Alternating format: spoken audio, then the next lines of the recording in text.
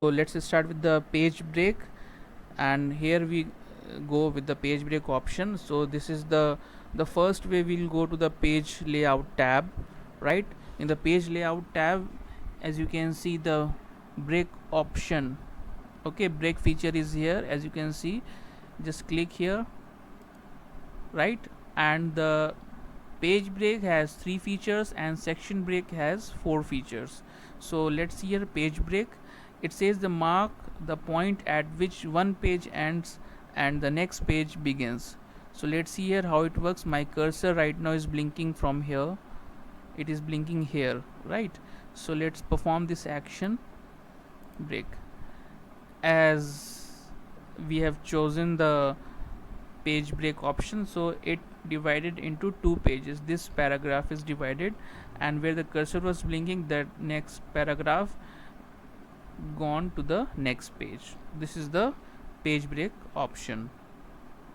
Now moving to the another feature of that page break is, let's see here, we'll go to the again we'll go to that, and still again the cursor is blinking this here, and let's perform the column break. So indicate that the text following the column break will begin in the next column. So let's see here. Okay, so now it is working here, that the column break.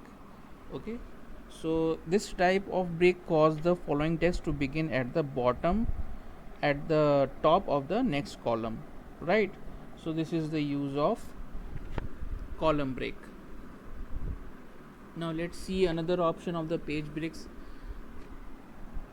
Again we go to the page layout break option and text wrapping. So what is text wrapping? Separate text around objects on web pages, such as caption text from body text. So again the cursor is blinking here. Let's see what happens. Text wrapping, as you can see, text wrap means it leave the space there, and it the content gone to the next line in the same page. Okay, so this is the text wrapping. Now let's see here that section breaks and its types. Okay friends, so section break is actually are 4 types, as I already told you, and it actually start a new section on the next page. So let's see here with the features.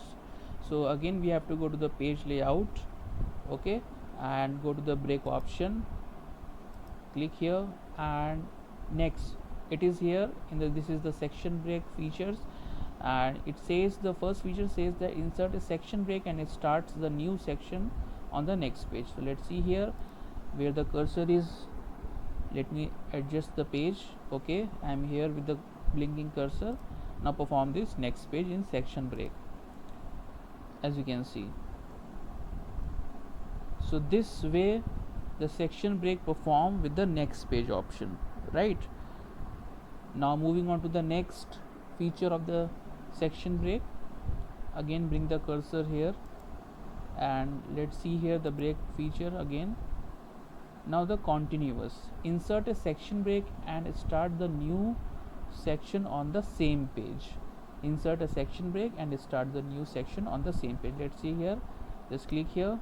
As you can see, it is started the new section on the same page. So this is the difference between the next page and the continuous page, right? Now moving on to the next option of the section break is even page. Even page means insert a section break and start the new section on the next even numbered page. So what will happen, that first let's see here, let's perform this. Okay, so what happened here, that where the cursor was blinking, the rest the paragraph move on to the next page, that is a even page number. As you can see here, the even page number. Okay, this is the second page number. And now if I choose the last option, what will happen, odd page. Insert a section break and they start the new section on the next odd numbered page. So with this, the paragraph where was the cursor blinking will move to the page number 3, right? It will not move to the page number 2, it will move to the page number 3. So this is the use of odd and even pages. Now let's see that how to delete. Very easy to delete the page and sections break.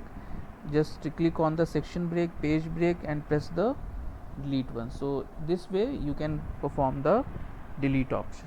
So this is all about from this chapter.